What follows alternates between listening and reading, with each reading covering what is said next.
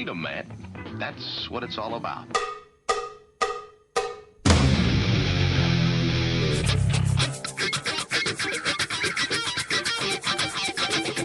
You've got to groove on freedom, like the good book says.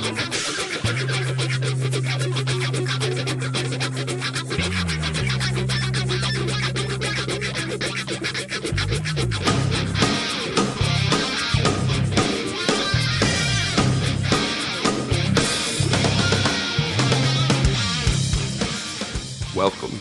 You are listening to What on Earth is Happening. This show will discuss the topics of human consciousness, mind control, natural law, the occult, and all issues that affect the freedom of the people of Earth. What on Earth is Happening will endeavor to shine light upon the darkness of our world and to offer empowering solutions to the problems we face as humanity approaches its critical moment of choice. And now, here is your host, Mark Passio.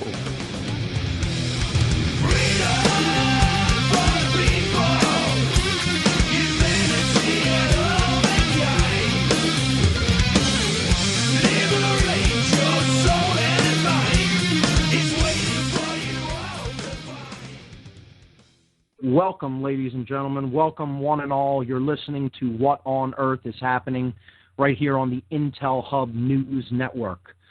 I'm your host, Mark Passio. The show is live every Tuesday evening from 8 to 10 p.m. Eastern Time. My website, www.whatonearthishappening.com. The network's website, theintelhubnewsnetwork.com. We have a good show lined up for you here tonight. We're going to be continuing our breakdown of the symbolism, the deep symbolism that is contained within the Major Arcana of the tarot deck, the tarot tradition in occultism. And we started that process last week, and we went through about half of the Major Arcana. We went through the description of what are the cards that are on a symbolic tree known as the macrocosmic tree of life. This is connecting the tarot to the Kabbalistic tradition, which we have been looking into over the last few weeks. So this is sort of an extension of the study of Kabbalah. Tarot must be studied in conjunction with Kabbalah. There is really no separating these two traditions. Today we're going to be breaking down the cards specifically that lie on what is known as the macrocosmic tree of life, in the two trees that comprise the Major Arcana cards of the tarot. So admittedly, if you're just joining this show, there are prerequisites to understanding some of the symbolism that we'll be talking about. Those can always be found in the podcast section on my website. You could always go back into the archives. They're free for download.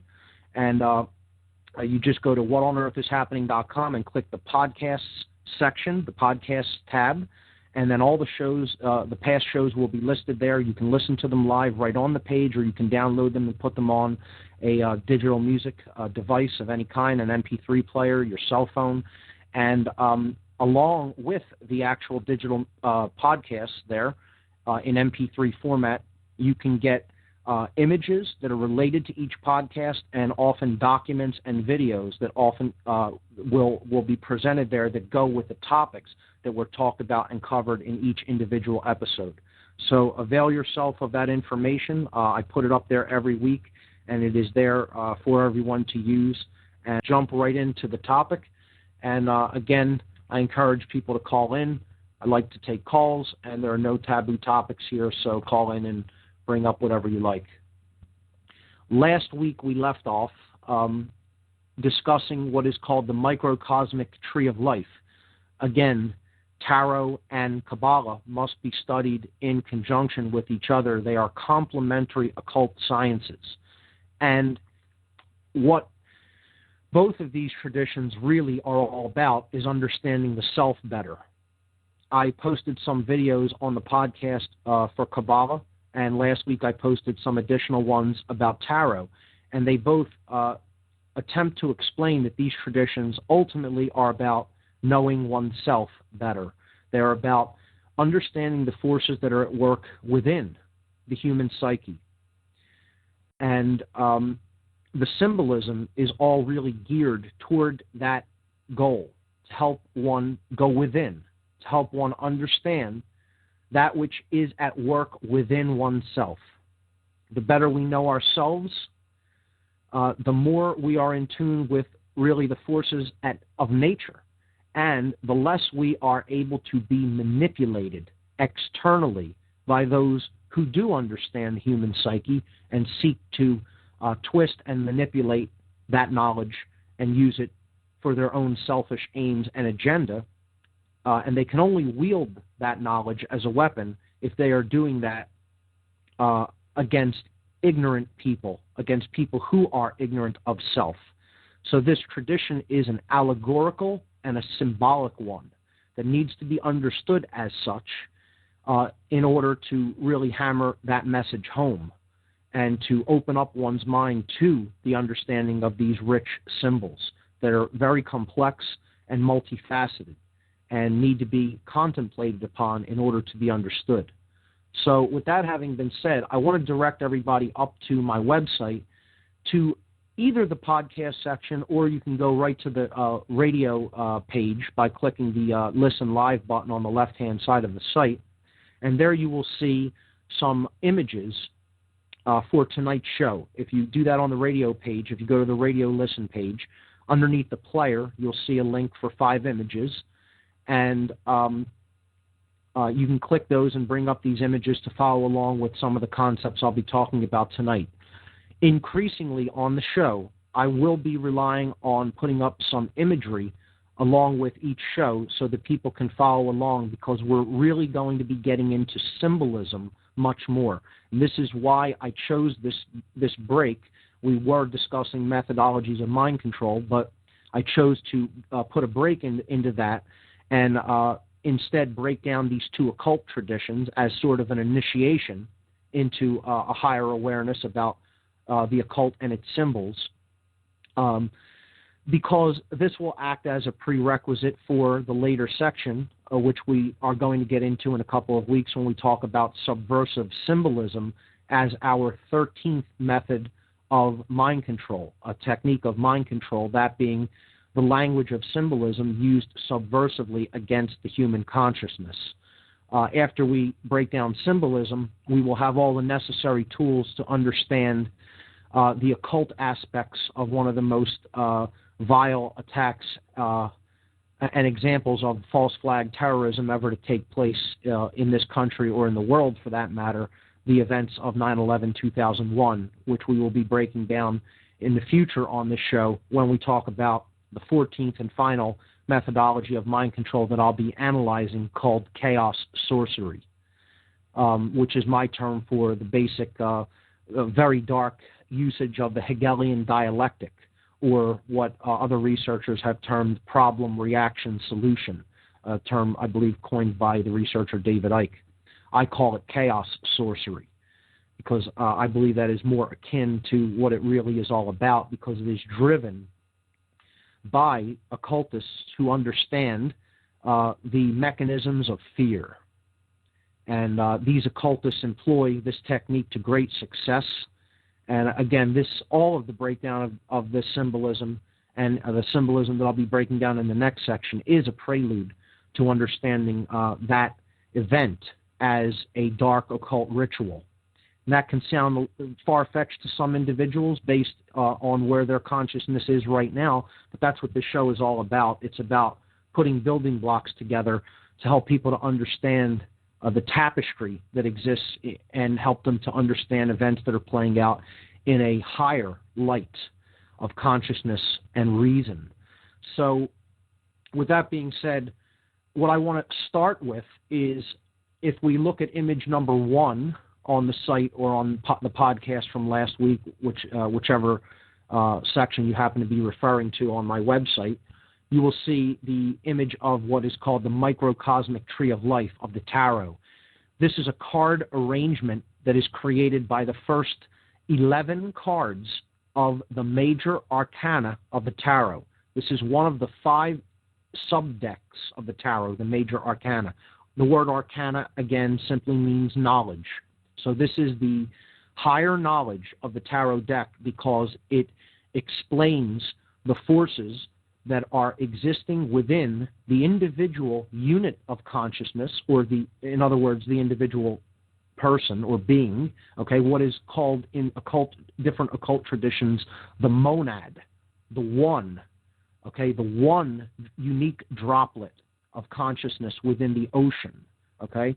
So, in other words, this is the very small or the microcosm that is a reflection of the very large or the macrocosm, which are the universal natural law forces at work in nature. And today, that's what we'll be largely breaking down, the macrocosmic tree of life of the Tarot's Major Arcana, which is the second half of the Major Arcana, the second grouping of 11 cards, because there are 22 cards of the Major Arcana subdeck, okay? So we'll be looking at the second half of the Major Arcana cards tonight in depth. Before we do that, and again, this macrocosmic tree of life is represented in image number 2. Okay, so that's largely what we will be referring to. I also posted 3 other complementary images to understand some of the symbolism and some of the concepts that we'll be breaking down. And those are images 3, 4, and 5 on the site, okay, for tonight's show. One of them explains, or visually depicts, I should say, how the Kabbalistic tree of life is a direct corollary.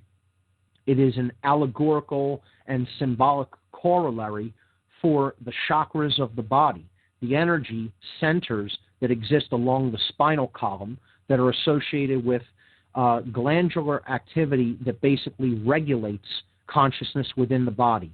Okay?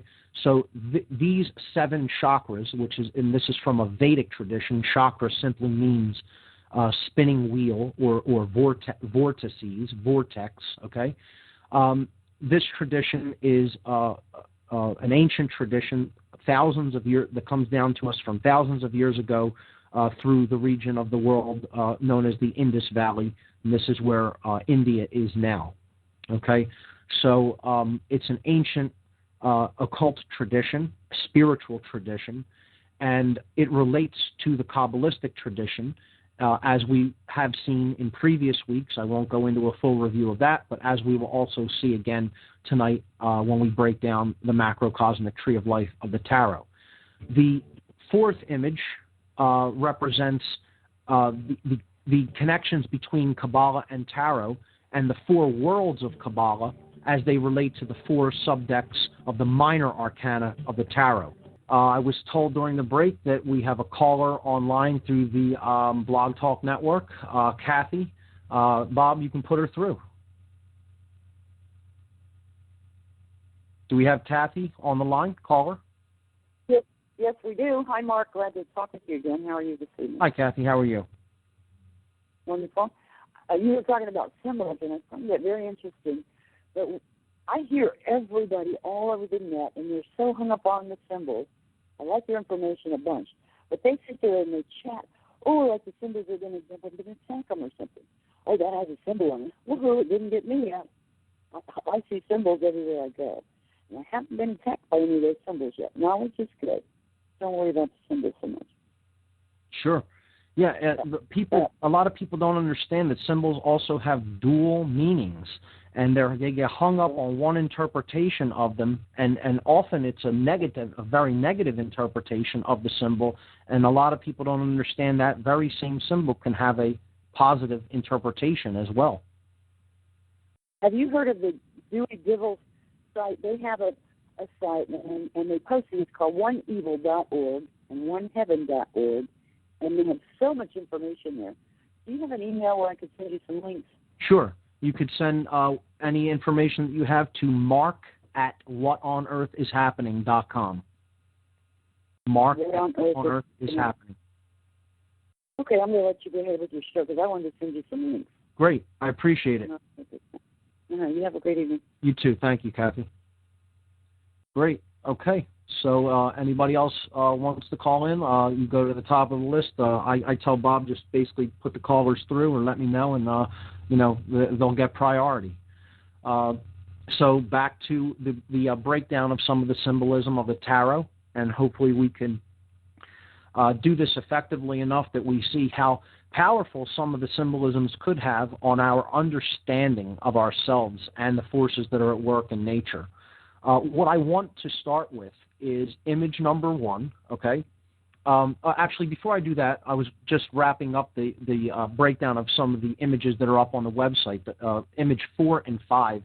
Image 4 is a very simple chart. It shows the Kabbalistic tree of life and how the minor arcana cards, which we talked about as the other 4 subdecks of the whole tarot deck, how they relate to what were called the 4 worlds of the Kabbalistic tradition. And we broke those down a few weeks back. Those were Asiyah, which is the physical world, Yetzirah, which is the mental plane, Bria, or the emotional aspects, and then Atziluth, which we call the plane of will, or the spiritual or archetypal plane. So those corresponded, of course, to the elements, those being earth, air, water, and fire, respectively, and they corresponded to the 4 subdecks known as the minor arcana decks, and the material or resources, the material world or resources that we have to work with, or our talents and abilities, correspond to earth, which that was the coins or pentacles subdeck of the minor arcana. The suit of swords corresponded to air, okay, the air element, which is about the intellectual capacities that we have. The suit of cups corresponds to the element of water. Okay, this is our emotional makeup. And then, of course, the suit of wands corresponded to the element of fire, because that's our actions. That's what we actually do in the physical world, the actions that we take based upon what we know and how we feel and the resources that we have and the talents that we have in the physical world. So that is also broken down according to what most researchers would call the power that is inherent in these suits or in these subdecks, because the least powerful thing is simply the material substance or the resources we have to work with. We often attribute that to the most important things, but these are actually that's actually the lowest in power. Our intellect would be the next most powerful thing as we go up this ladder. Okay, then the emotions, which guide the intellect, have the next even more power allotted to them, and then finally, ultimately, it's all really about the kind of actions we take, what we actually do with our emotions, which ultimately govern the ways that we think and the ways that we use our resources that we have at our disposal. So the most important of these 4 principles, and represented by the alchemical element of fire, is our actions, and that would be the suit of wands in the minor arcana. So that's an image that you could take a look at. That's image number 4 there. And we also, related these worlds to the Hebrew name of God, which is the tetragrammaton, the 4-letter name for God, which is Yod, He, Vav, He, starting from the top there, the Yod character, and then moving downward, Yod, He, Vav, He. And this, if we transliterate into the English language, is transliterated as YHVH, which comes down to us in the English pronunciation as Yahweh or Jehovah, again, names for God in the Judaic tradition. So that's image number 4. Image number 5 is a workup that I did based on the Wheel of Fortune card, which we broke down pretty extensively last week.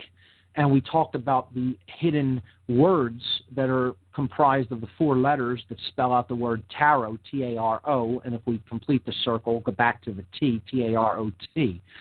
So I just showed there all of the words and where their etymologies come from their actual root language. All the different words that can be made from those three letters in order, okay, in different orders, and what that actually says to us in the contemplation of this particular card, which is all about what the tarot is. It is the Wheel of Fortune, okay? It is the Wheel of Truth, as I've termed it in this slide.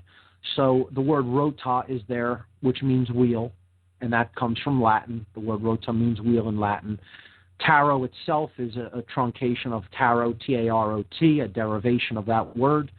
The word arot in Latin comes from the verb aro, arare, which means to cultivate or to grow. Orat, O-R-A-T, means to speak, from the Latin oro, orare, okay? Torah, T-O-R-A, it comes from the Hebrew, which means law. The Torah are the first 5 books of the Bible in the Judaic tradition. And finally, Ator is a variant of Hathor, which is the Egyptian goddess of love. So putting all of these words together, a sentence actually comes out of these different variants of these 4 letters, and we get the sentence, the Wheel of Tarot cultivates. It speaks the law of Hathor. Or, in a different translation of that, we could simply say, the Wheel of Tarot brings order by telling us the law of love. That's what this tradition actually is all about. It is helping us to understand the forces at work around us that I have called, and many other people throughout history who have studied these principles have called natural law, and our relationship to these governing forces. Okay? So we've looked at the monad, or the individual unit of consciousness, last week in the microcosmic tree of life. Now, what I want to do before we get into the macroscopic or the universal forces is I want to briefly recap 2 of the cards from last week that I don't feel I went into enough depth on, and that is the High Priestess and the Magician. Okay, cards 2 and 1 in the deck. Now, on the site, underneath the images, you'll see a related document, okay? And this is a PDF document. I think it's about 6 megabytes. You can download it from my site, and it's every card in the tarot, and I used the Universal Waite deck, originally designed by Arthur Edmund Waite. And this deck is a basic deck. It doesn't get into super esoteric symbolism. It shows all of the critical symbolism of the tarot. I think it's a solid deck to use to understand the symbolism of the tarot. And I like the richness of the colors of the cards, which is why I chose it to put up there. There are so many different tarot decks out there, but this one is good for a beginner just studying the tradition. I think my favorite deck happens to be, just as an aside, my absolute favorite deck happens to be the Golden Dawn Magical deck. And I was just lucky enough to be able to pick up a copy of this deck. It's out of print, and a lot of people who have this deck want a lot for it. But the symbolism on that deck is very rich. The colors are super vibrant, and it has a lot of different attributions to astrology, the Hebrew letters of the Hebrew alphabet, the alchemical symbols embedded on the cards of the Major Arcana, and it's just one of my favorite decks. But I uploaded this deck because I think it's ultimately simpler, and it's better for beginners who are just looking into the tarot, and I like it better than the standard Rider-Waite deck, which is the one most people will be familiar with, simply because I think the recoloring of this deck is just much more vibrant, and the colors jump out at you. So that document is there. All 78 cards are listed on the pages of the PDF, and you can download that on my website. So the card number 2 of the Major Arcana, the High Priestess, this is who the tarot is essentially dedicated to. Again, we looked at the name Tara and its different derivations coming down to us through different goddess traditions over the centuries. And that's what this book is ultimately, and the tarot is a book, okay, because it's many, many concepts encoded into it, which you can discuss at length. So that's technically a book of symbols, okay? They're encoding tons and tons of concepts into this rich symbolism. We said a picture is worth 1,000 words, a symbol is worth 1,000 pictures, and a series of symbols coming down into this encoded tradition that we call the tarot is worth millions of words, okay? So when we look at this symbolism of the goddess, this is who the tarot is named after. This is Tara, the goddess herself. Back to the High Priestess card. This is card number 2 on the Major Arcana of the deck. And if you look at the card of the High Priestess, you will see that this goddess figure who represents Hathor or Isis or Semiramis or any of the, or Mary or any of the myriad of other names, Diana, you can go on and on, Aphrodite, Ishtar, in different traditions that this goddess was revered. What she ultimately represents is the forces of natural law, and she represents truth itself, okay? And she sits enshrined and veiled between these two pillars. And we talked about these pillars as being symbolic in many different occult traditions. Of course, we understand that they are the pillars of severity and mercy in the Kabbalistic tradition. In the tradition of Freemasonry, they are the pillars of Woeih and Jachin, okay? So, again, they are listed there, or they are labeled there, I should say, with the B and the J, as the pillars of Freemasonry often are. This also represents the two tribes of Benjamin and Judah in Judaic tradition and ancient Hebrew traditions. So she is holding the Torah, which is the book of law. Okay, this is natural law. Upon her chest, what would be her heart chakra is the cross. Okay, this is showing that she bears into existence the Savior, okay, the sun, the light, okay, that comes out of the void, which the goddess often represented. And we talked about this extensively when I went into the breakdown of different astrotheological traditions, okay? So you can go back and refer to that in the section about religion and astrotheology, which was several podcasts back. All of these topics are listed on the podcast page. You see that she is associated with the moon. The crescent moon is at her feet.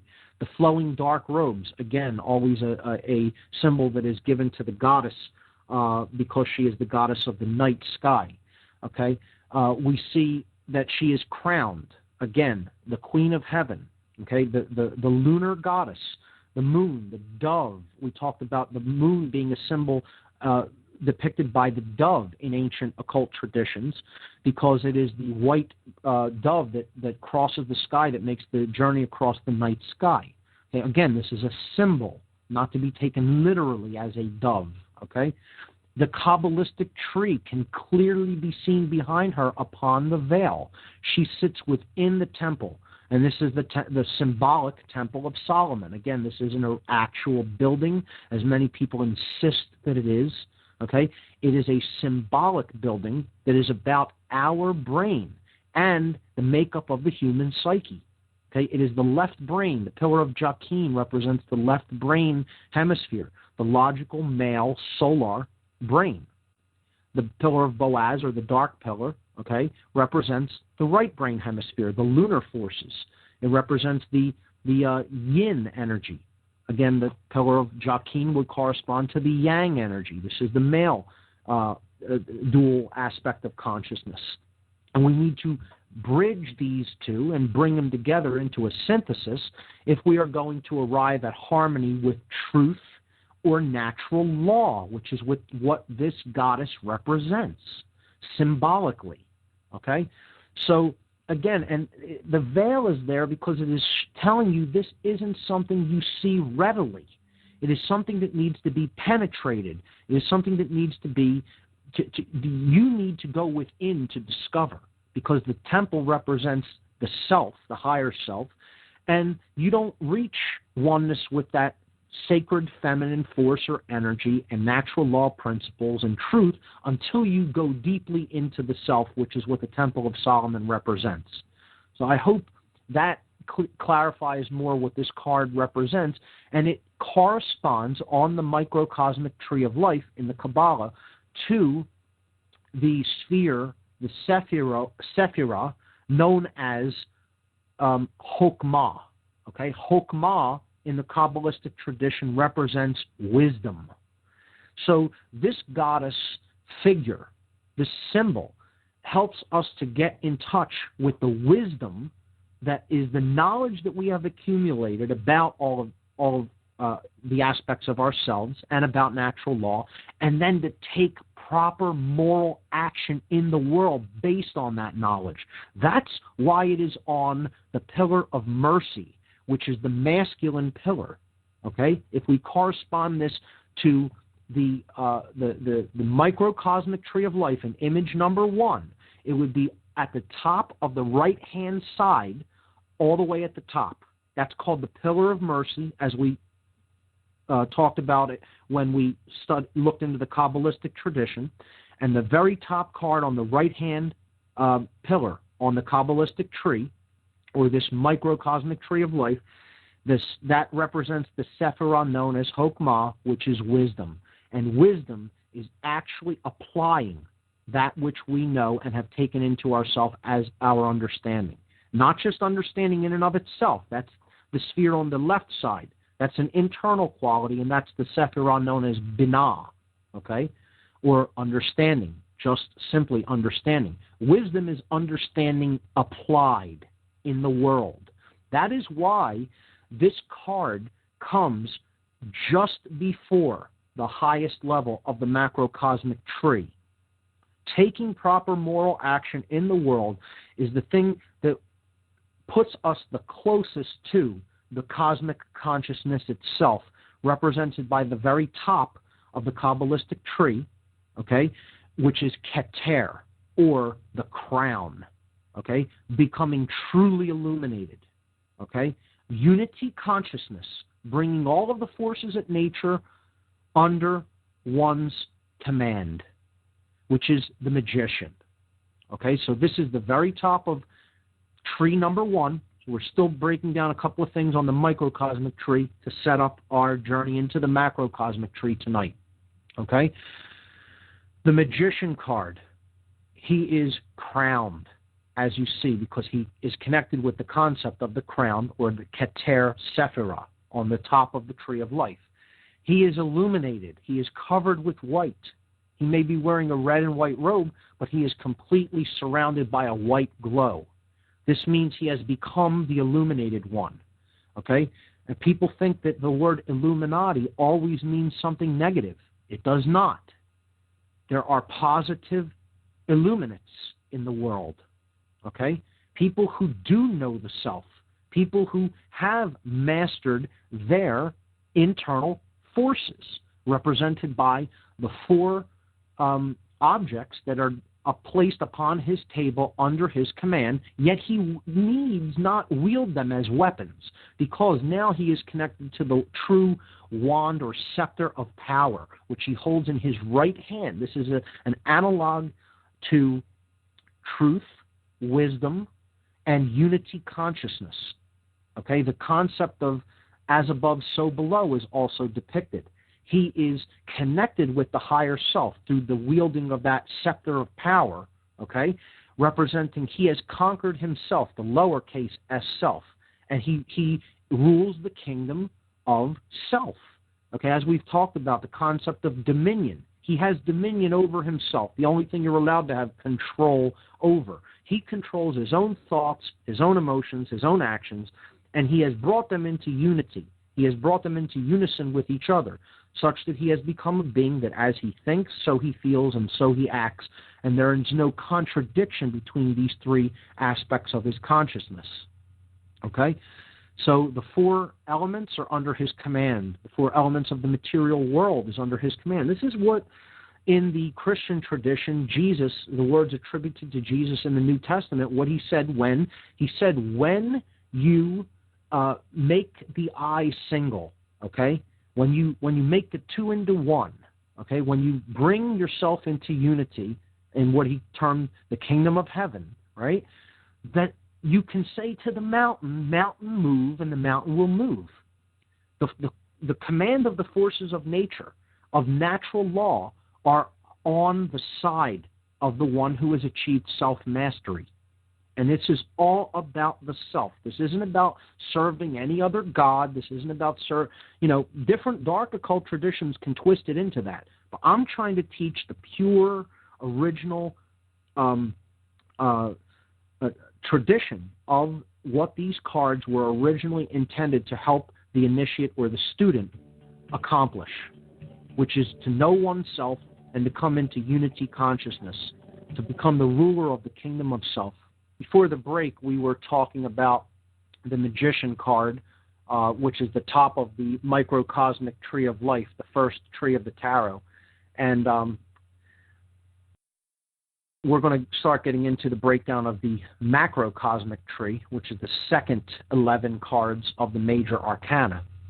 So just one final word about the Magician. You'll see he has one arm pointed up and one arm pointed down. Again, this is a reference to the principle of correspondence of Hermeticism, and the idea that the universe is self-similar across scales, and that the microcosm is a reflection of the macrocosm, or that the very small is a reflection of the very large, and vice versa.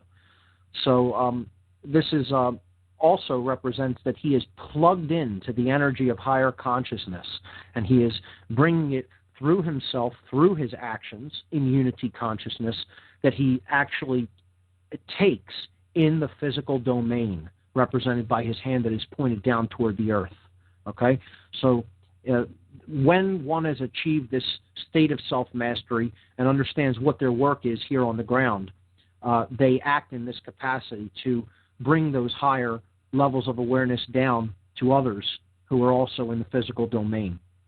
So it's acting as a conduit, I guess you could say. He's a vehicle for that, the transference of energy from higher states of awareness, so that he can help to act as an alchemist, to act as an influence on other people who are still in the material identified state of consciousness in the physical world. And we need more magicians, folks. We need a lot more magicians. That's all I have to say about that. Again, the Fool is in the position of Da'at, which is the hidden sphere of knowledge from which the Tree of Life actually emerges. This is the no thing, and we talked about that last week. And the Fool in this position represents the soul and spirit itself as the source, okay, the connection to the source or the higher self. So let's look at the macrocosmic tree. This is image number 2 that we're going to, not on the tarot book, but on the website, the second of the 5 images that I posted. And you'll notice that it looks very similar, except there are a new set of cards in the positions on the Tree of Life. And these are cards 11 through 21. Now, the first card of the Major Arcana is the Fool, which we just talked about what that represents. And he is in the position of Da'at. And he was colored white because this is not on the Tree of Life or considered one of the emanations of the Tree of Life, but it is from whence the Tree of Life comes. Okay? Similarly, on the macrocosmic Tree of Life, we take the last card of the Major Arcana, card number 21. Okay? The very last card, because again, this brings it full circle. The beginning corresponds to the end, and the end corresponds to the beginning, and it works in a cyclical fashion, as we are going to see as a theme throughout occult schools of thought. Okay? And we see the circle again, or the 0, okay, representing the no thing, right? With this wreath of this card. Now, if you're going to look at this on the tarot document, you're going to skip ahead to what is called Major 21, the Major Arcana 21. That's what the image will be termed on this on the page of the PDF document. and it is simply called the world. So this is image number 21 in the Major Arcana, and it is called the world. In some decks, you will see this called the universe, okay? So this is the playing field, so to speak. This is the actual physical world that we live in, but it is also the spiritual world. There are no real separations between those things, okay? People have termed this the body of God, the unified field, the all. It doesn't make a difference what you call it. It is the macrocosm itself, okay? It is the all, okay? So, again, it is here depicted with this goddess figure that we saw on card number 2. But this is the womb of creation, okay? So it represents the void itself. You know, the all springs from the void or the no thing. It's not really physical. We talked about that when we talked about physical worldly identification through matter. How people get so left brain identified that they purely identified with the physical world only. But this world is anything but solid. We looked at some aspects of quantum mechanics when we looked into the section on ego identification and identification with materialism. I called that section of understanding the understanding of the barriers to the realization of the true self. And that was many, many weeks back, but again, you can go back in the podcast and check that out. These barriers to self-realization included something I called 5-sense illusion, okay? Identification with purely material, physical reality. And if we look at the particles that comprise the physical reality, they're nothing but solid. They're not solid at all. They're actually pure energy in a state of vibration. That's all it is. It's condensed to a lower state of vibration, and we call that physical matter. But what this card is basically telling us symbolically is that really there is no material world per se. Okay, it's all a spiritual construct. It's a construct that we experience through mind, okay, like a lens, and it's there for experience and learning and growth, okay? And that's what this goddess figure that represents the pure potentiality, okay, of everything represents. And you see then that's brought into, she's in that doorway, which is represented by this wreath, okay, that's in the form of a 0, just like the Fool card was card 0. This is a correlation to that card. The as above, so below, or the correspondence principle brought here again, because the soul and the universe are essentially one, and they are reflections of each other. The microcosm reflects the macrocosm, and vice versa. So we see the angels of the corners, as we described last week, the lion, man, bull, and eagle, representing Aquarius, representing Leo, Aquarius, Taurus, and Scorpio, the ruling houses of the quadrants of the zodiac, the ruling houses of each respective season, summer, spring, fall, and winter. And these are the arms of what is called the Great Cross of the galaxy. And again, the galaxy is also connected, as we saw when we looked at the astrotheological traditions, particularly when we looked at the Islamic tradition and its connection to astrotheological concepts and worship, was the galaxy is connected to the goddess, which is the goddess of pure potential and the void. So we have all of these connections brought back on this card, representing our position in the galaxy, representing the void of nothingness from which the material reality ultimately springs, because it's all energy in a state of manifestation that is derived from pure potential. Okay? And she has 2 wands of power, or 2 forces, because this goddess is the bridge between the microcosm and the macrocosm. Okay? She ultimately is the one that is in control, if you want to look at it that way. These are the forces of nature itself. This is the goddess that represents natural law, the governing forces of our reality that you're not going to break and get away with, period. You're bound by them, the end. We've talked about this innumerable times throughout the shows, and I'll continue to mention it, but there are still people who don't believe there's any such thing as natural law principles, that believe that they can do whatever they want in this reality and get away with, and they're delusional people. Natural law is always in effect, always has been in effect, always will be in effect. You're bound by it forever and ever, the end. Good luck thinking otherwise. That's why suffering exists, ladies and gentlemen. Suffering exists because the people in this world who think that they're God and think that they own and control these forces, which they don't, refuse to acknowledge their existence and refuse to acknowledge that they're bound by these laws. Nonetheless, that happens to be the truth. They are. We can come to understand these forces and work in harmony with them, or we can continue to flaunt them, continue to ignore them, in which case we're going to continue to suffer endlessly. The end. Get over it as fast as you possibly can. Okay? That's it. And, you know, I'm not going to even belabor that point because I've talked about it endlessly on the show. Go back and listen to some podcasts where I talk about natural law, and even podcast number 36 in which I break it down in a presentation. So this goddess represents the forces of natural law, okay? And that's what the world is governed by.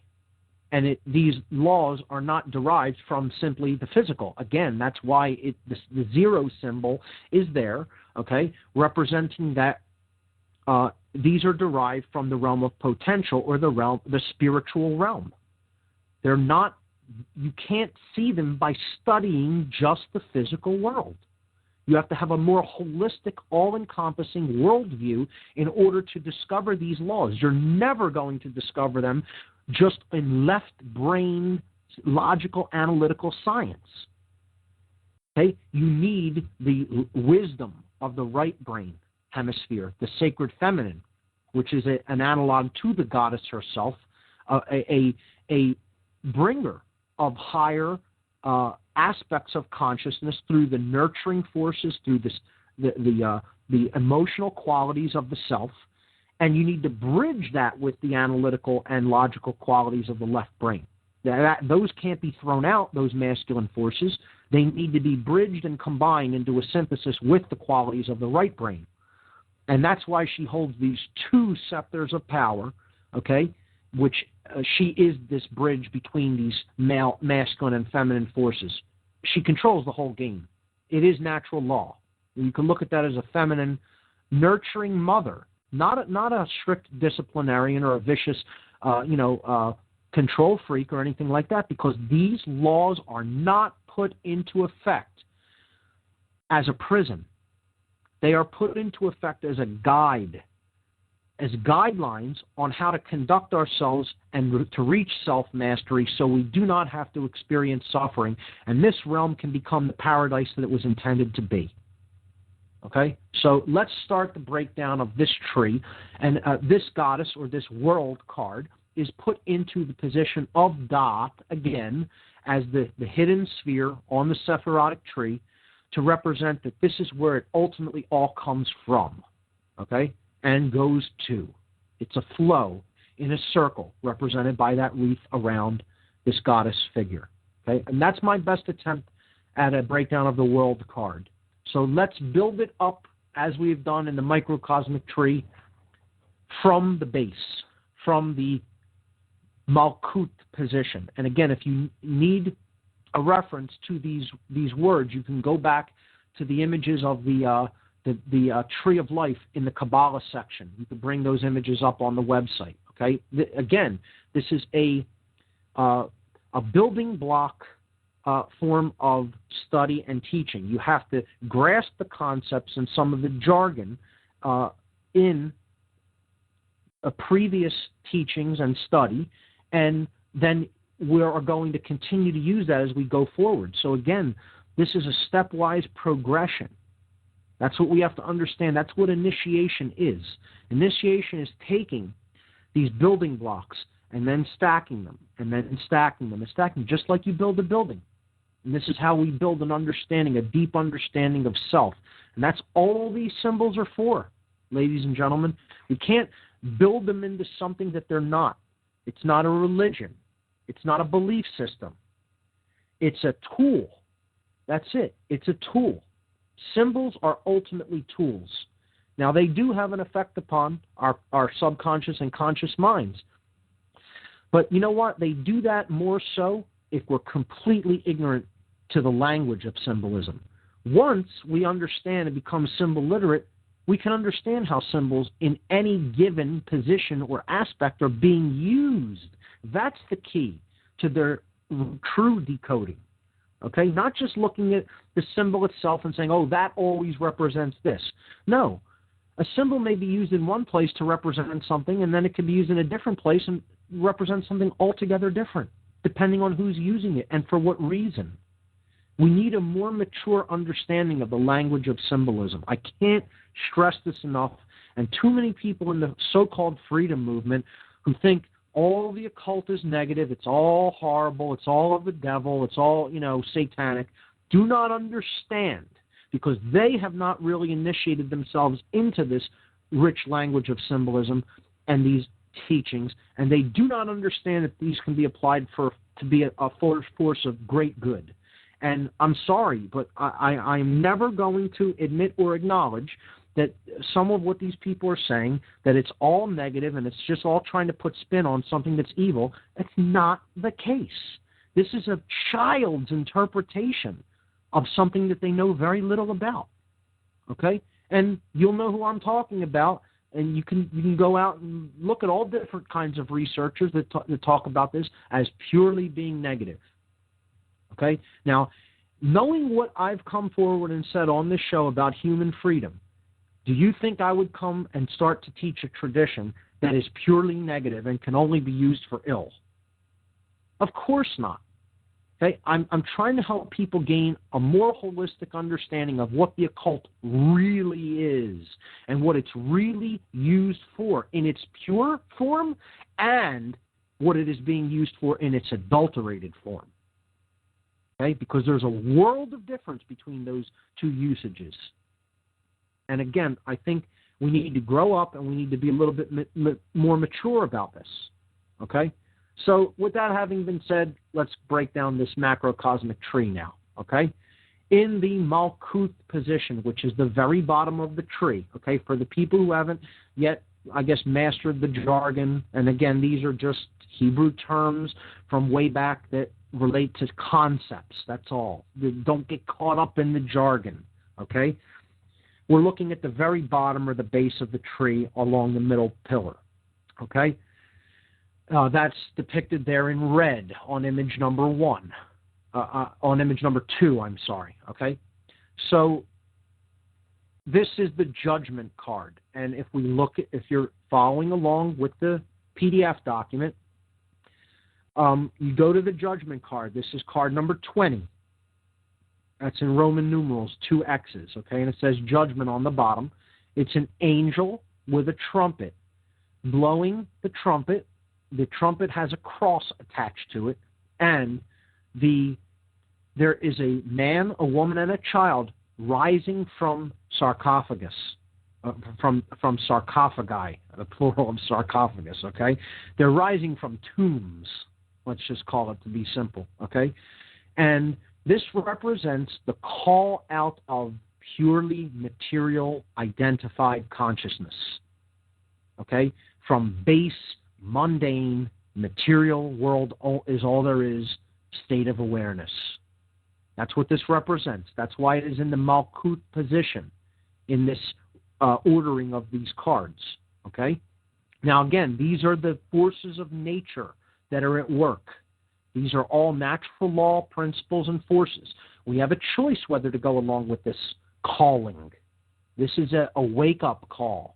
That's what this card represents, a wake-up out of base consciousness. And that's why it is the very bottom of the tree.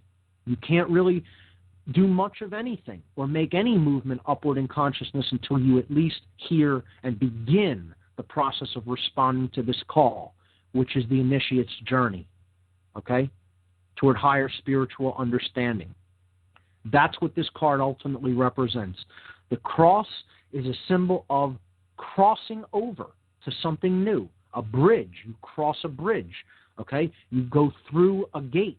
You make a crossing. It's a journey from one paradigm or one worldview, one way of seeing the world to another way of seeing it, okay? That's why the cross there depicted with the horn, that is a vibratory energy. Some researchers like David Icke have called this truth vibrations. And I love the term. I love the concept. I love the way he describes it. You should read his book, Truth Vibrations. It's fantastic.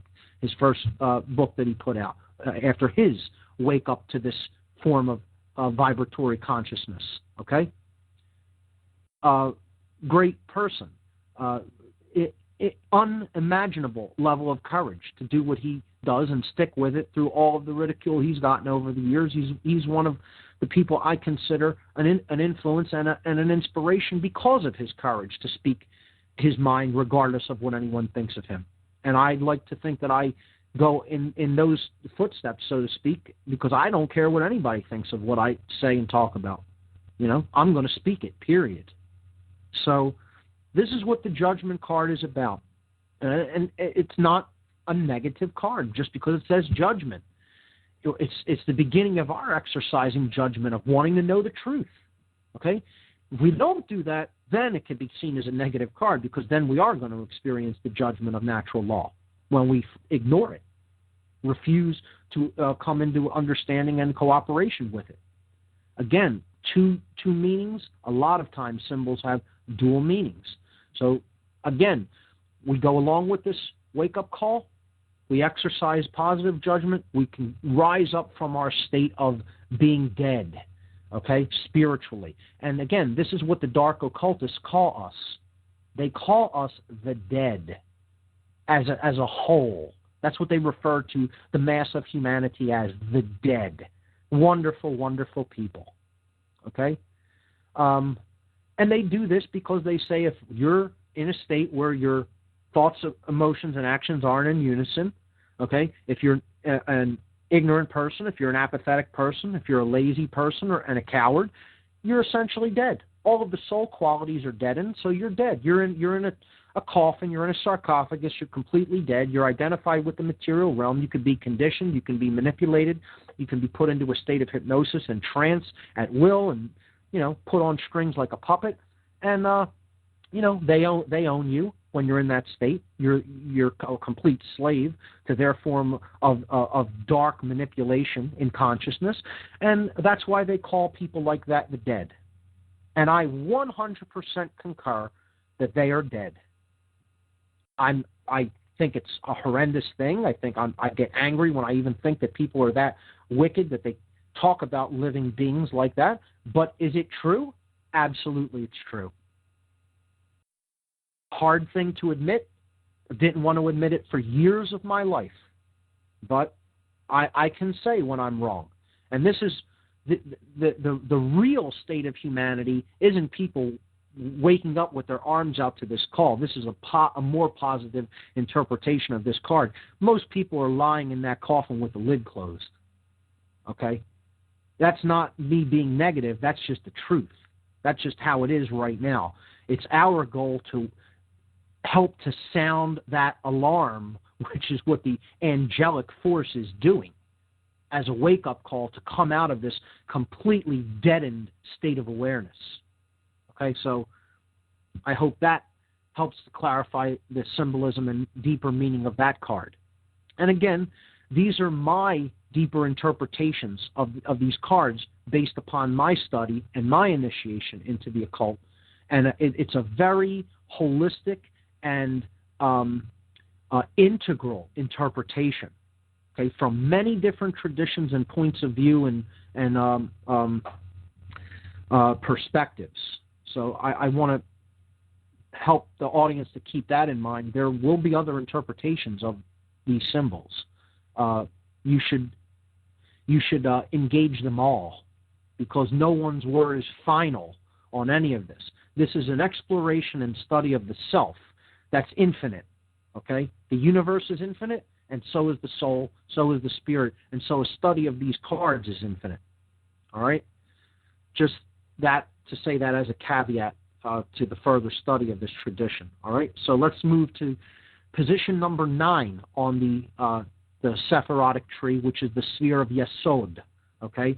And that's the foundation card, okay? Malkuth, of course, the red judgment card, that position, that represents what's called kingdom. Malkuth, that's what it means. We go up one to this orange card. It's called the sun, okay? And again, this would be the equivalent of the, not the base chakra. The base chakra is that judgment card. That's Malkuth. We go up one to the sacrum chakra, okay? This would be some people call it the genital chakra, okay? The sacrum is the desire center, okay? So that's what the sphere of Yesod, or foundation on the tree of life, represents, okay? And this is the sun. So this is the force that is calling us up out of that base level of consciousness, okay? This is the light, okay? The force of light calling us up out of that pure material identified consciousness, okay? And again, we see it is the symbol of the sun. Okay, we saw how this is connected with the Christian tradition. We saw how the sun was connected with the Christian tradition in astrotheology. It's a solar sect of astrotheology. The moon, which is the next card, which we'll get to in a moment, was the Islamic tradition, okay, the lunar sect of astrotheology. The star was the Judaic religion. That was the stellar cult, or the stellar sect of astrotheology, the cult of the stars and the planets, the lesser lights of the heavens, the smaller lights of the heavens. So these three cards actually act in conjunction with each other in this triangle. When we saw how that relates to the worlds of the Kabbalah, this lower triangle represents Yetzirah. Yetzirah is the world of formation. And again, these are the formed objects that represent the heavenly bodies that comprise the material world. Okay, it's the stars, the planets, the moon, etc. Okay, these are all of the heavenly bodies on which life depends and on which life lives in the cosmos. Okay, so we see that this corresponds with the formative world known as Yetzirah in Kabbalah, this triangle formed by the next three cards, the sun, the moon, and the star. The sun in particular, okay, represents the force that is calling us up, the light, calling us upward out of that base level of consciousness represented by the Malkuth, or judgment card, okay? So this is desire.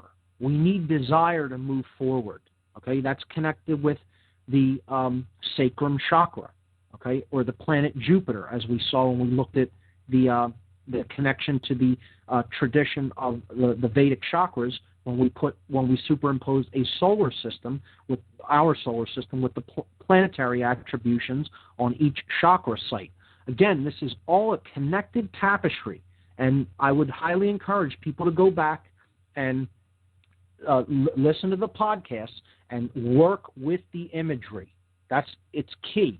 Contemplate it. Understand its deeper meaning and its deeper message to the self, okay, through the self. All of this imagery should be contemplated on. Don't just look at it once or just, dismiss it or, give it a cursory examination. The best thing to do is actually get a deck of these cards, lay them in these positions, and work with them in a mode of contemplation. And I guarantee you, insight will stream in, okay, if you're really taking it seriously. And it will help you to understand better things that are really going on within. And again, that's what this is all ultimately about, ladies and gentlemen, okay? So the sun card, okay, that's what's, again, pulling us up. It's what the angel is working on behalf of, really, the light, okay, the forces of light. Now, the moon and the star are in the solar plexus chakra position. Now, on the Tree of Life, these are the spheres of Hod and Netzah. Okay? So Hod on the left, which is the pillar of severity, and Netzah on the right, the pillar of mercy.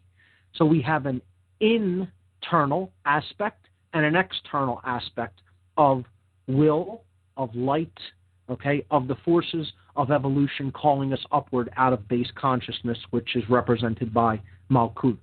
And this is saying that we need to activate the will. These cards are in the will center positions, the solar plexus chakra, and therefore they're colored yellow, okay?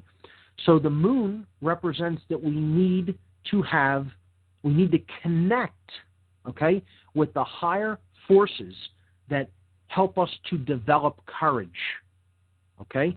And one of the properties that enables that is getting in touch with the sacred feminine force within us, or the right brain aspect, okay?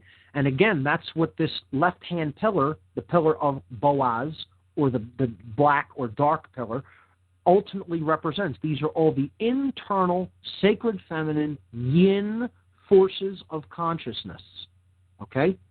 Indwelling.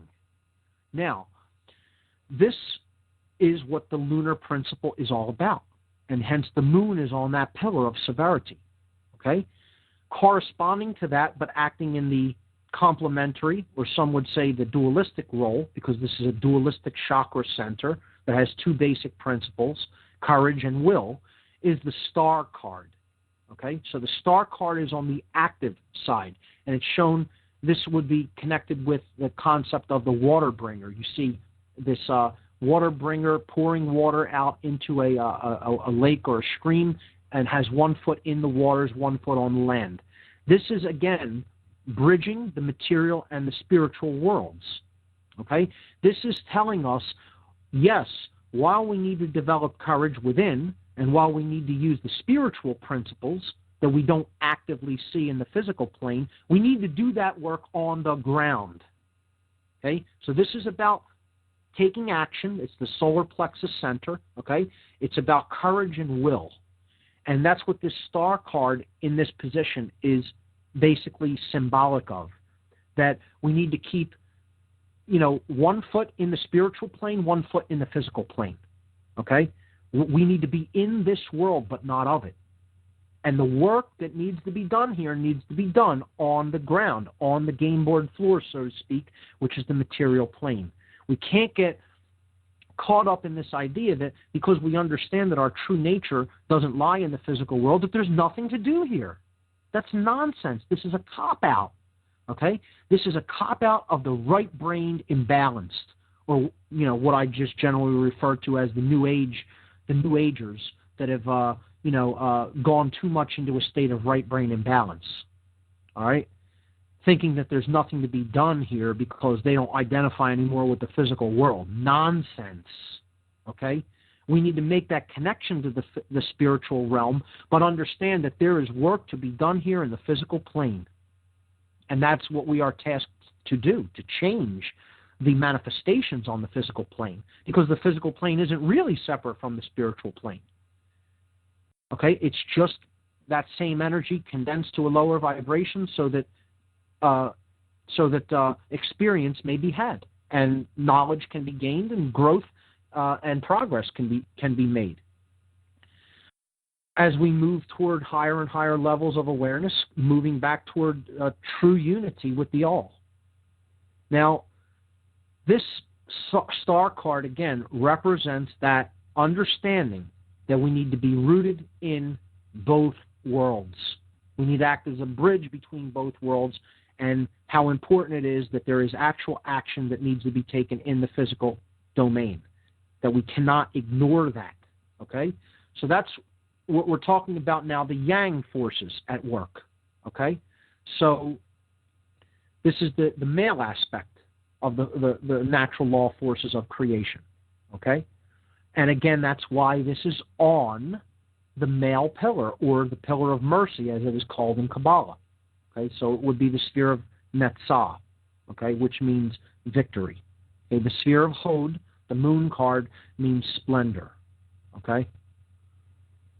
Now, we move up now to the Tower card, colored in green, because, again, this is associated with the heart chakra. It is the balance point of the tree of life. We talked about the color green being the middle of the visible spectrum, being the balance color of nature, being the color of the heart chakra, the Anahata chakra in the Vedic tradition. Okay? This card, in the macrocosmic sense, the Tower, represents the force of change. And the universe is change. That's why it is a hub.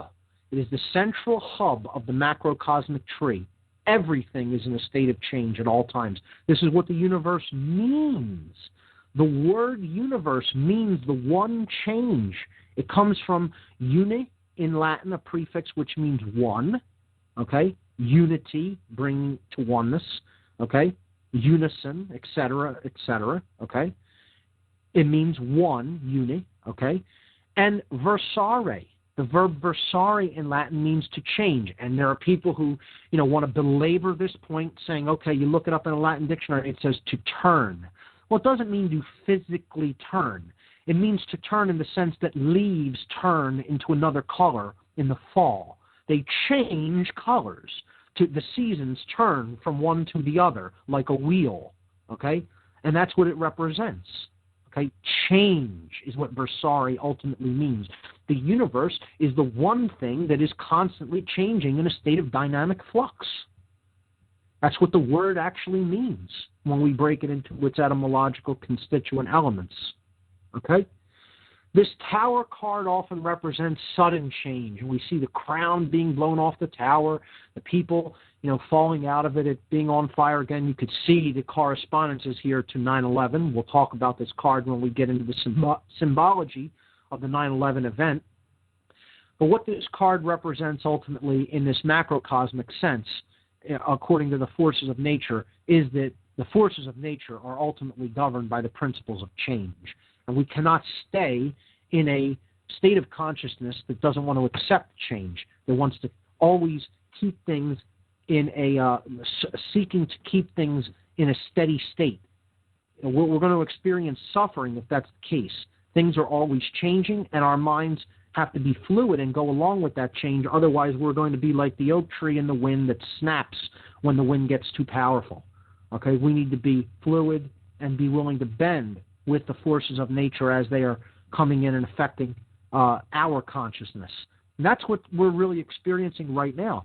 There is a different vibratory state that is attempting to come in here and change things, and there's so much resistance by the people of this planet that don't want to change, because so many of them have vested interests in the way things are, and they've been running the show and they've been controlling things, and they don't want anything to change. They don't want things to become different or more egalitarian or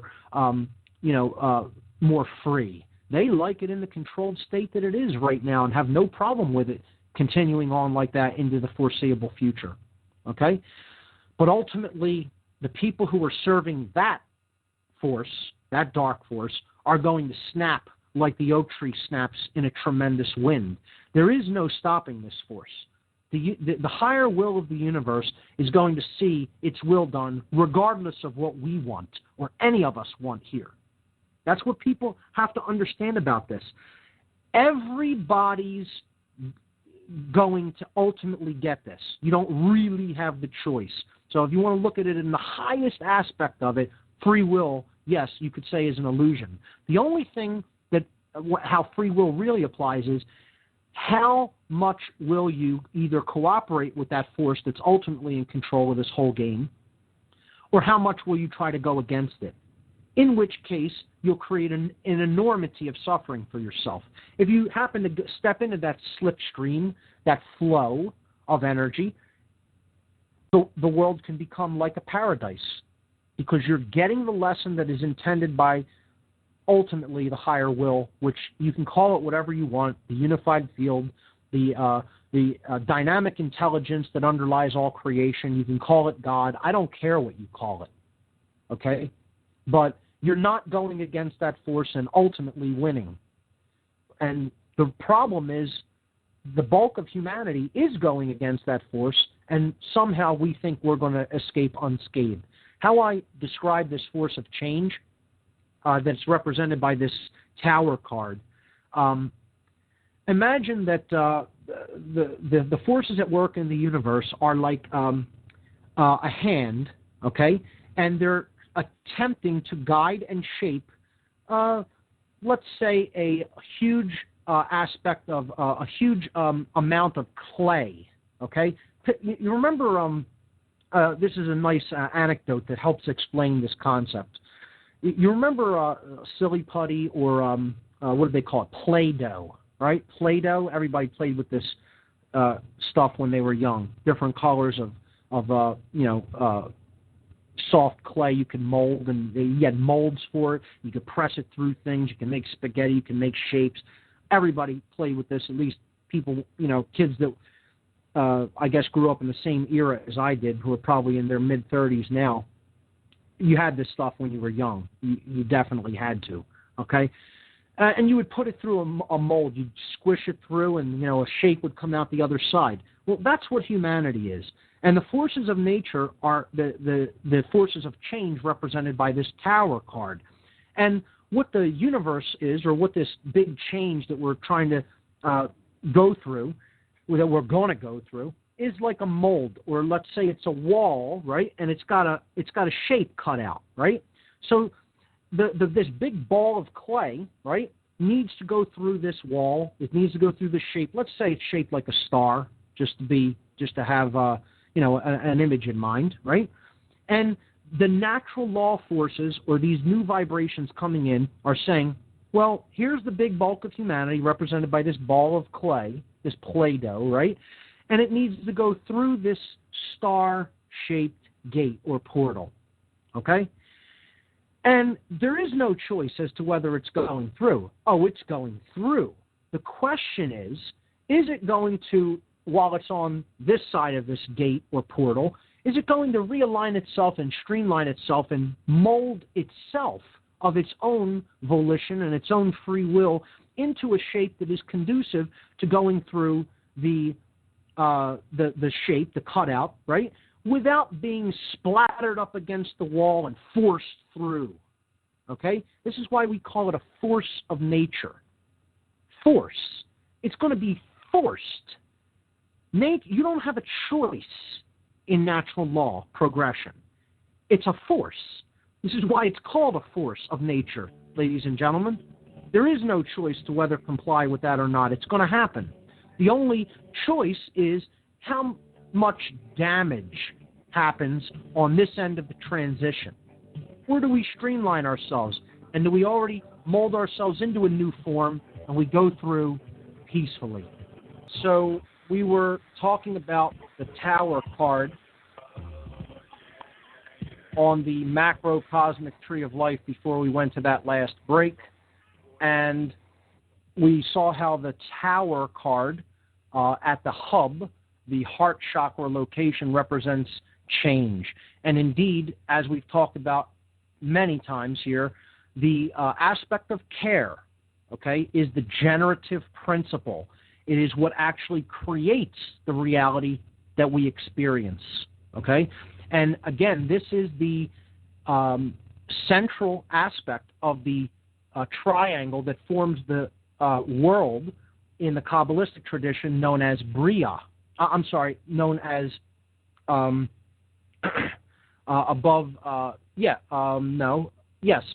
is the creative world, okay?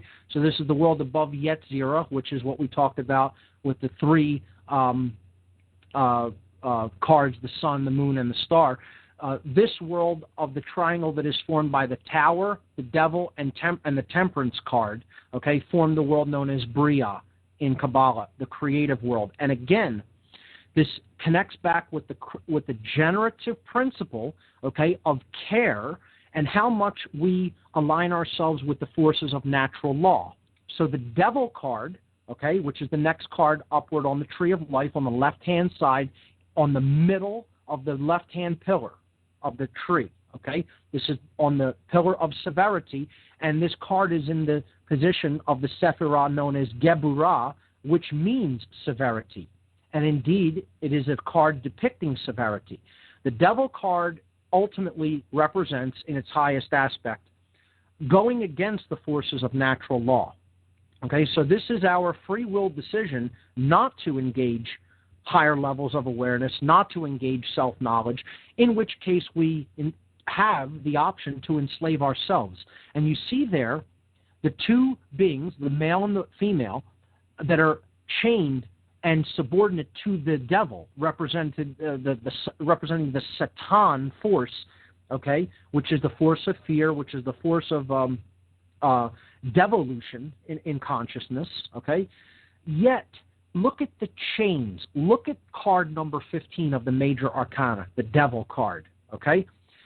It may be a negative card in its connotations and its implications and its symbolism, but there is hope in this card, actually, because the chains are set lightly around the neck.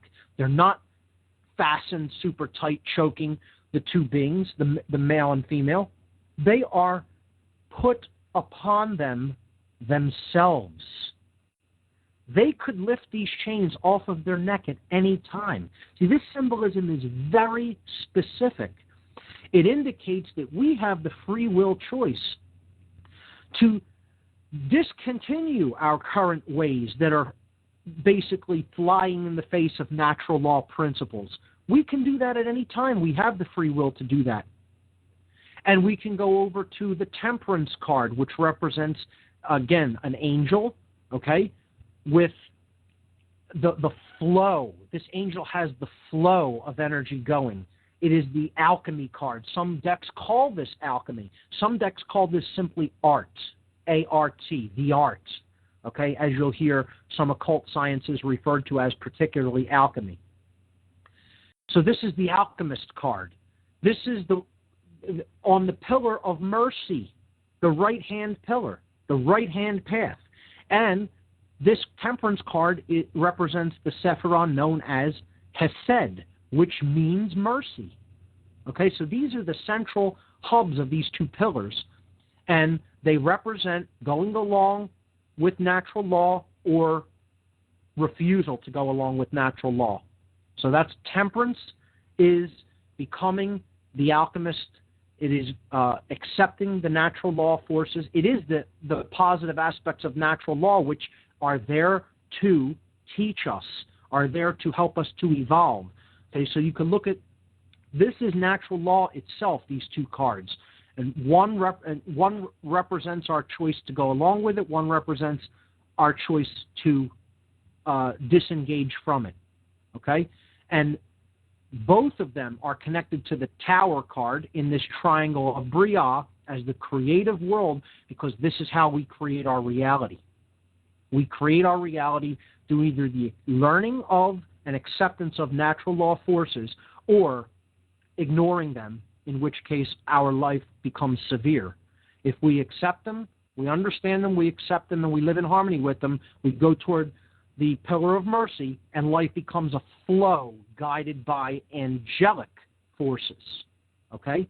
If we refuse to go along with natural law forces that are there really for our betterment, okay, we enslave ourselves, but we can choose to undo that at any time because the chains are not set tightly.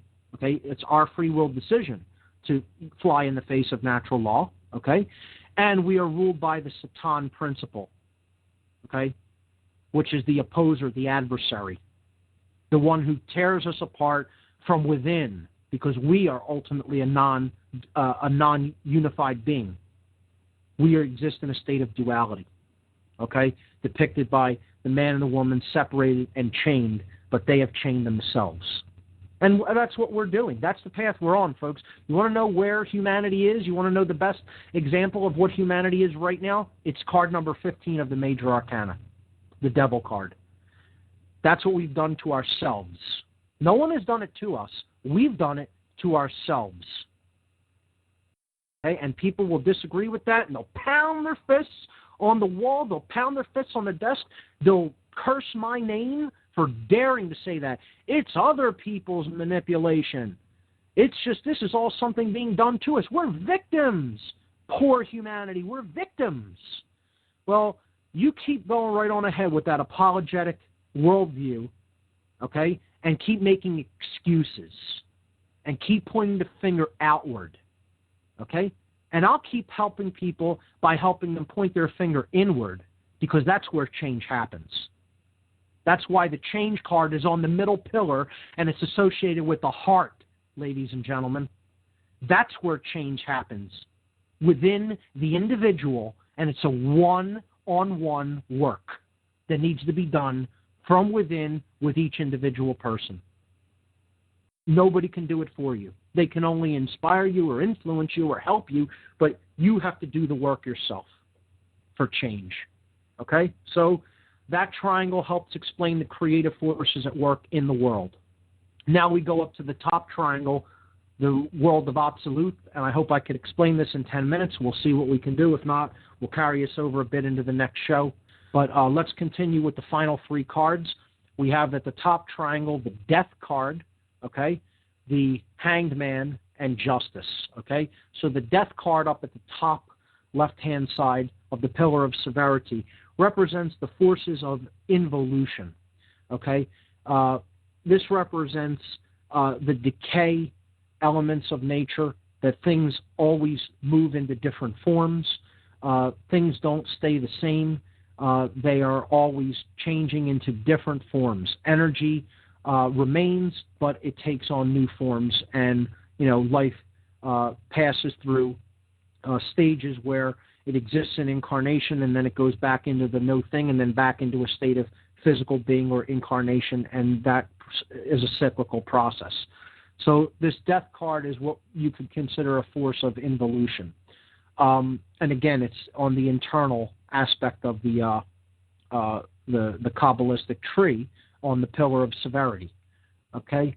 The Hangman card would seemingly be a negative card, but I don't look at it that way. As anyone who really understands the deeper esoteric meaning, this is the evolutionary principles inherent in creation, and this is the forces of nature coming down through the physical to evolve it.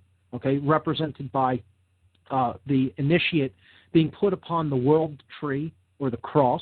Okay, this is a crucified being, but he is an illuminate. Okay, he is the forces of nature have been made known to him, and therefore he has this halo around his head as an illuminated being, and he is not actually suffering.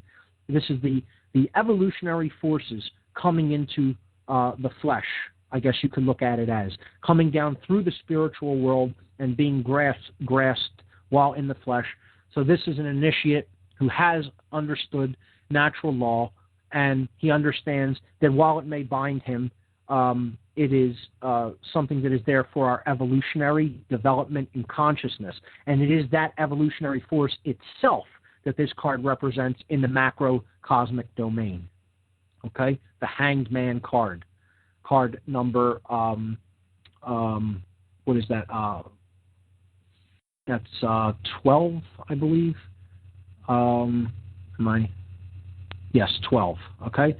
So moving upward to the top level of the macrocosmic tree of life of the Kabbalah's of the Tarot's major arcana, we have card number 11. Okay? And this is Justice. Okay? This is the card that represents balance. This is the card that represents truth. And this is the card that represents equilibrium and justice. And that's why it is called that. Okay? This is the goal of creation. This is what the universe is seeking to accomplish. This is the end result of the great work, as it is called in the Hermetic tradition and the alchemical tradition. The state of equilibrium, you see again, it's a king seated between two pillars. He holds the sword of truth in his right hand. Proper moral action has been attained. Somebody is released from basic law. They are king now. They are the ultimate sovereign being, the king, because they do right for the sake of doing right, not because they are bound by law and consequences. Ultimately, this is the stage of evolutionary development that the higher will of the universe that is driving all of this movement, all of these forces, is trying to put into place. It wants balance. It wants equilibrium. It wants truth. It wants justice. And that's what this card ultimately represents. And you see the scales of truth and justice there, along with the sword of truth and the crowned king between the two pillars as an evolutionary synthesis between the cosmic male and female forces, or the yang and yin energies. Now, in older decks, this card was actually reversed with the 8 card, which is the strength card, or the card that represents courage. And this card was put into the position on the microcosmic tree of the sphere of Hod. Okay? In newer decks, these cards are reversed to reflect that the courage principle is part of the microcosmic tree, and that justice is the ultimate goal of the universe itself, of the macrocosmic forces at work. Okay, now I agree with the current placement of the cards as you're seeing them on these images, but the reason that older occult traditions reverse these cards is because they crowned courage as the ultimate force of creation, as the ultimate thing that the universe was trying to create, because without it, nothing really changes and gets done. And we've emphasized over many weeks how important courage is to the spiritual journey. So I would say that these cards are almost interchangeable as well. I tend to go with the arrangement, again, as you see them on the images I've depicted. However, when you look at certain tarot decks, you will see these 2 cards reversed, and that is why. This is an homage to courage itself, saying that ultimately this is what the universe reveres above all else. And I couldn't agree more. So I understand why this reversal was done. People often claim that this is a black magic reversal or something like that. It's nothing of the kind, okay? This is done because they were alluding to what the ultimate thing that we need more than anything else is, and that is courage to move forward in consciousness. And when we do that, we'll become the sovereign king, the justice card. And that's ultimately what the universe wants to give us. Freedom, true freedom, is what this card ultimately represents. And it represents, again, rising even above law to the cosmic consciousness position.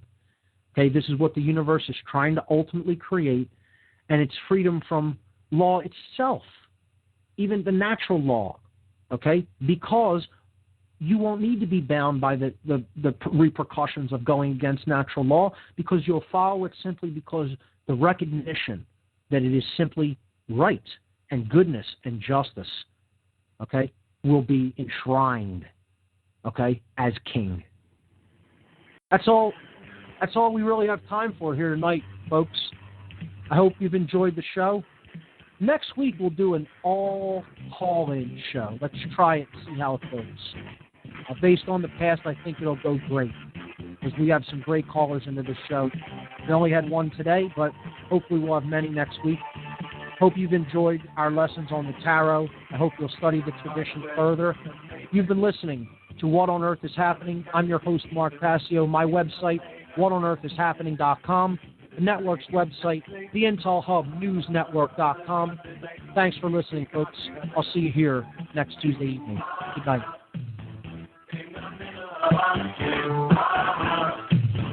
In the middle of